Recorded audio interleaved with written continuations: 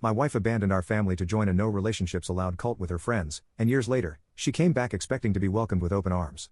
I, a 29-year-old male, got married 6 years ago but have been divorced for 3 years now. I have 2 daughters with my ex-wife, Amanda, 30, who are now aged 4 and 5. I have full custody of them since Amanda didn't want to be bogged down by family responsibilities. We were happily married for 3 years, had 2 beautiful kids, and were even planning on buying a house so we could move out of the apartment we lived in, when she suddenly hit me with, "I want to be single and explore the world right now." We had been together since high school, so we were all we knew. I was her first everything, and she was mine, so I always assumed we were in it together forever. She seemed fine with not having been with other people, but after 3 years of marriage, she told me she wasn't happy and wanted both of us to be free of the burden our marriage and family, so we could live life to the fullest. It was all weird, freethinker talk like my mom would refer to it, and I didn't understand any of it because I thought she loved me. She insisted she did love me but also said she loved herself and wanted to give herself a fair chance to explore the world. I even suggested opening our marriage temporarily, no matter how much it hurt me, just to make sure she stayed married to me and didn't actually leave. But she wasn't into that idea and was hellbent on getting divorced so we could both do this the right way. I was heartbroken after that conversation because it came out of nowhere. When I started crying in front of her, she told me that everything would be fine and to have faith in our love because, if we were meant to be, she'd find her way back. It was ridiculous and unfair, but that's how our marriage ended. One day, she decided to pack her bags and leave so she could explore the world and be on her own for a while, leaving me and our 2 kids behind without giving a damn about what would happen to us. I even asked what she thought would happen to the kids, and she suggested I leave them with someone I trust, and I should go explore the world too, travel, meet new people, and live a generally adventurous life so I could grow. I was stunned. As far as I'm concerned, if we bring kids into the world, it's our responsibility to raise them well, protect them, and meet their needs. As a parent, you can't just run off to travel the world and leave your kids behind, and that's what convinced me she was completely off her rocker. So, I didn't fight the divorce anymore. I didn't contest it. The settlement was easy since she didn't want anything and was ready to give it all up. Her parents were wealthy, so the alimony and child support weren't a big issue either. She got visitation rights, but she rarely visited, and even when she would, she'd make me drop the daughters off at her parents' place and then wait in another room so she could meet them without being reminded of the past. But even those visits stopped after the first couple of months. I found out the real reason behind the change in her behavior much later from a friend of mine, Richard, who happened to have a couple of friends in common with Amanda. Richard's cousin happened to be part of the friend circle that Amanda had been influenced by, and he's the one who told me about them about 2 months after the divorce. I don't blame him for not telling me earlier because he and his cousin weren't exactly close, so he hadn't found out the truth until after the divorce was done. Besides, even if I did know the truth, it wouldn't have changed anything about the divorce anyway. According to what Richard told me, his cousin led a very promiscuous, wild, and adventurous lifestyle. Not just him, but his entire friend group of about 6 or 7 women believed that they shouldn't be tied down by relationships and had made a pact to remain single. Amanda had been introduced to this friend circle by a coworker of hers who believed that she'd get along well with these women, even though she wasn't single and couldn't be part of that school of thought, given that she was married with 2 kids at that point. But Richard's cousin had bragged to him and a couple of other family members that they'd managed to convert a woman into believing that she didn't need to stay with her husband and kids, that she apparently needed to shed this dead weight so she could move on and do better in life. And that's what she'd done by divorcing her husband and giving up custody of her kids so she could finally fully commit to their ideology. She'd been bragging about the success of their group and how they'd managed to turn someone into one of them, which meant that there was definitely something powerful and compelling about their beliefs. So Richard, out of curiosity, asked his cousin what this woman looked like because he wanted to know what kind of woman would just abandon her family because of what her new friend said, especially a married woman with 2 kids.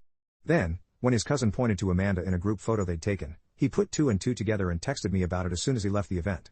This had all taken place at a family gathering of his, and once that was done, he immediately asked if I was willing to meet him. Thankfully, I'd said yes, so he rushed over to my apartment and spilled the beans on what had happened with Amanda.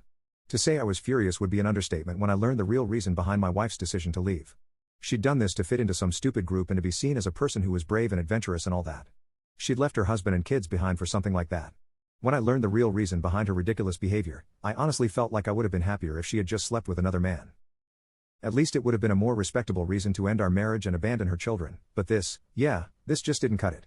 I wanted to call her and curse her out but didn't because after learning the real reason for her departure, I was convinced that she was just crazy. There were no 2 ways about it, and there was also no point in hoping that maybe saying or doing something would make her change her mind. It wouldn't, and I knew that now. So I just decided to make the best of my circumstances and raise my daughters to be better women than their mother had been.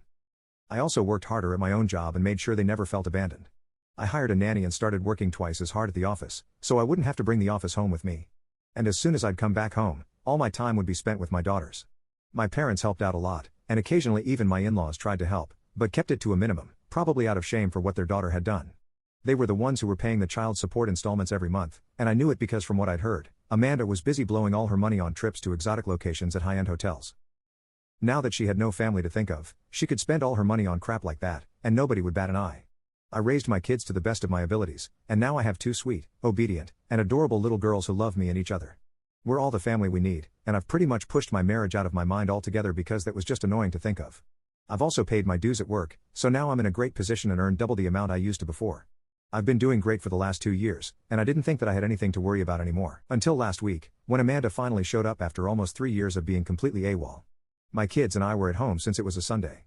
We have enough money to buy our own house now, but I've stayed in the same apartment since I really love this place, and it's convenient for the commute to work as well. Clearly, I should have moved because, unfortunately, since I'd remained in the same place, Amanda knew where to find me.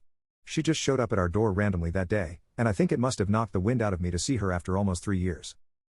Neither of us said anything for the first couple of seconds, but I took in her appearance, the crazy big bouquet of red roses she was holding, and the way she was smiling with tears in her eyes. Call me heartless, but I didn't feel moved or emotional. I just felt pure hatred for her, and before she could say anything, I slammed the door shut with such force that I swear I felt the floorboard shake. I told my kids to go inside because I knew she was going to try and convince me of something or the other, and I wasn't going to keep it at peace. All the hatred, hurt, and anger were bubbling up, and I didn't want my kids to see whatever ugly fight was about to happen next. Sure enough, as soon as I told my kids to leave, Amanda started whining about how this wasn't the welcome back that she'd been expecting. I could hear that she was trying hard not to cry, but really, all that did was just aggravate me even more. She was the one who'd put me through all this crap for years, and now she had the audacity to cry and act like the victim. She then went on to tell me that she'd come back to apologize and to say that she was sorry for all that she'd done in the past, but now she just wanted her old life back. I was shocked, but I let her go on because a part of me wanted to hear this apology or whatever it was supposed to be because it had been 3 years, and I'd never had any sort of closure. I'd put it out of my mind, but seeing her again had brought it all back. And I guess in some sick way, I was really relishing the opportunity to show her her place. Just so she would know that we were all better off without her, and nobody missed her in her absence. She went on for a couple of minutes about how she'd had her fun in these past couple of years, but at the end of the day, she'd just feel empty because she had nobody to come home to except for empty hotel rooms. She confessed that she'd been feeling like she was missing something for the last couple of months, and she'd finally made the very difficult decision of coming back and apologizing now so she could finally make amends. Apparently, the high of traveling and exploring life with her new group of friends had worn off after the first few months, but she continued to stick to that lifestyle because she was too afraid to come back. She felt like since she'd sacrificed a lot for that life, she had to fully commit to it, but now she couldn't imagine going back and just wanted her old life back. The more she talked, the more I felt like opening the door and punching her in her stupid face as hard as I could. I couldn't tolerate any more of her BS, so I told her to just leave us alone and that I didn't want to see her or talk to her at the moment.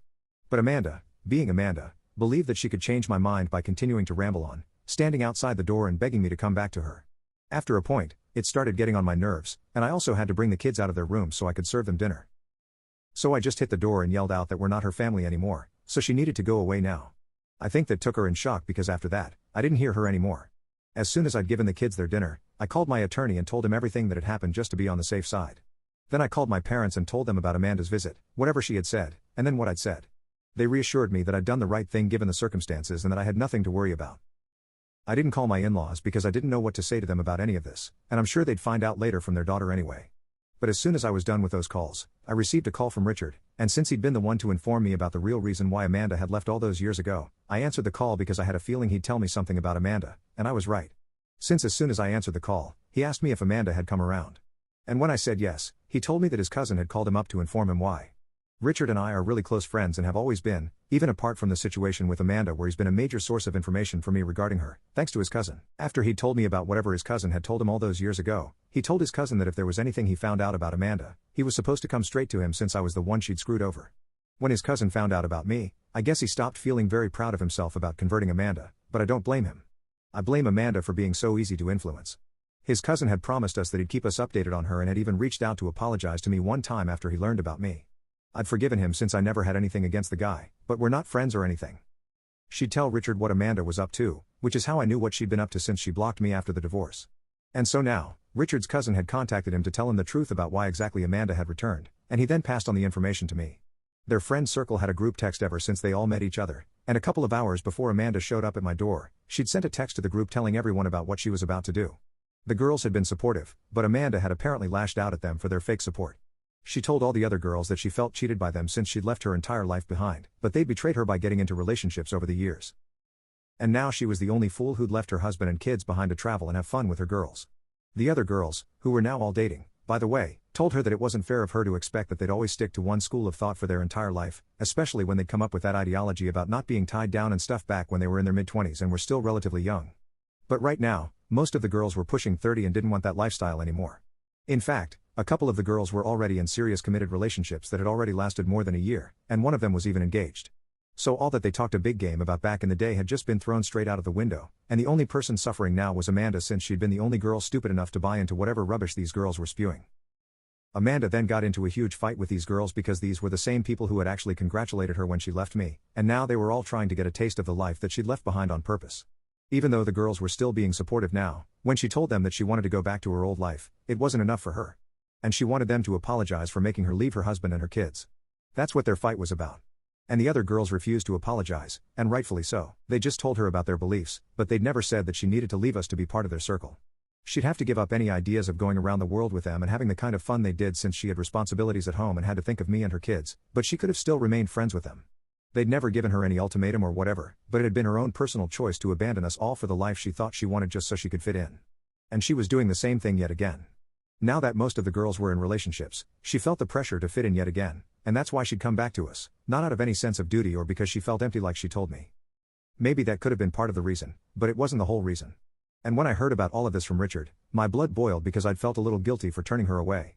And that's why I'd had to call my parents for reassurance. Had I known these things before she came by, then she would have really received the bashing of a lifetime from me. But Richard's cousin had been extremely busy with work at the time all these things were being discussed in their group text, and he hadn't checked his phone, so he didn't know. When he did find out after work, he told Richard about it as soon as he could, and then Richard called me to tell me about it. So I ended up finding out after Amanda had already visited and we talked. However, now that I knew what she was really here for, I also made up my mind that I wouldn't let her come back at any cost, and neither would I feel bad about it. She'd never ever felt bad about the things that she'd done and put me and her kids through, so I didn't see the need for me to feel so guilty about it either. She was just a terrible person, period, and this was the way it was going to be. So I steeled myself for her next attempt to try and come back, but it never happened. For the next couple of days, I didn't hear from her. And even though I told Richard to ask his cousin about her, he told me that he had no idea what Amanda had been up to either, since she blocked all the guys from the group after that fight. Even Richard's cousin had been blocked in spite of the fact that he had nothing to do with the fight and hadn't even known about it until later. It was a bigger issue for me now, since if Richard's cousin was blocked, it meant that I'd have no way of being in the loop regarding what she was going to do next. Amanda was the kind of girl who discusses something as small and insignificant as buying a shoe with other people before she actually goes through with it. So of course, she'd discuss everything with her friends before actually doing anything, but now that Richard's cousin was blocked, I had no way of knowing anything. So naturally, when my in-laws called me 3 days ago, I was caught completely off guard and didn't know what to expect. They told me that they were calling to discuss what I'd said to Amanda the other day when she'd come to visit me and make things right with me. I told them that I didn't want her back, and it was just as simple as that. But they went on to tell me that they'd continued to pay child support and had made sure that their grandkids grew up well. So I had no right to say that this wasn't her family anymore. We got into a verbal spat over it because they were actually defending her, and then I ended up hanging up on them. I've been thinking about it, but I can't even begin to fathom how exactly I'm in the wrong here. I just don't think that's the case, but my in-laws were right that they'd held up their end of the agreement and Amanda still has visitation rights. She's just not used them in a while. I don't understand what to do right now. On one hand, I really do wish for my kids to have a mother, even though I know I'm enough for them at the moment. But I don't want to deprive her of anything. I don't even know if it's legally my place yet. I just can't figure out what to do right now, and my kids are honestly all that I'm thinking of at the moment. Ida for telling my ex-wife that my kids and I are not her family anymore after she left us behind for 3 years. Update 1. Hi. Thank you for all the comments and help. I've decided that I'm going to appeal and get the custody arrangement changed so she doesn't have visitation rights either. I don't know if I'll succeed or not, but it's worth a try. It's been 2 days since I posted here, and that's the advice that most of you guys had for me, so I'm doing that, and my parents agree with it too. Paying child support just meant that Amanda and her parents had held up the legal end of the arrangement, but everything else was all me. I'd raise my kids while she had her fun with the girls. She doesn't get to pick and choose when she can be a part of our lives and be with us on her terms. Update 2. I filed for termination of Amanda's parental rights earlier today, and I really regret not having done so sooner. I should have done it as soon as she stopped coming around to see the kids after the first couple of months when she left us the first time, but, oh well, better late than never. A lot of people here had a lot to say about me making this move, but I take my words back about not depriving my kids of a mother. They never had a present mom in the first place, and there's no telling if Amanda might want to take off someday again. She was absent for 3 years, so now she can take a permanent leave from being a parent and go do whatever it is that she wants to do, but not at the cost of my emotions or my kids' well-being. That's not okay with me, and I really don't think I'm depriving my kids of anything at all since they never had a mother anyway. So it's not like they're going to miss her. Update 3. so I didn't manage to get her rights terminated altogether, but at least now she can only meet the kids as long as the visits are supervised by me. At least that's something, and she can't just push us around anymore. If she can prove to the court that she's capable and fit to be a consistent mother, then maybe we can renegotiate this arrangement sometime. But as of now, this is the best that she can get out of us. As for me, she's not getting back with me ever, and that's non-negotiable. After the court hearing, when she tried to talk to me again, I snapped at her and finally told her that I knew all about her pathetic need to fit in with her friends and told her that she could go marry them instead because I'm done. And if she wasn't the mother of my kids, then I probably wouldn't even have spit on someone like her. Then I walked off with the kids and left her and her parents staring at me open-mouthed, which was pretty damn satisfying. Anyway, that's how it is now. I don't know what the future holds, but I'm glad that this all worked out well for the children at least. They're my only concern. So now, if Amanda can become a responsible mother and finally step up as a mom, then maybe my kids won't have to go through life without a mom, and maybe they won't have to learn to shave from online tutorials. But if she tries anything even remotely funny ever again, then she'll have hell to pay for it. She's messed with my head enough as it is, but she's not going to put our kids through anything of the sort. Do except endure.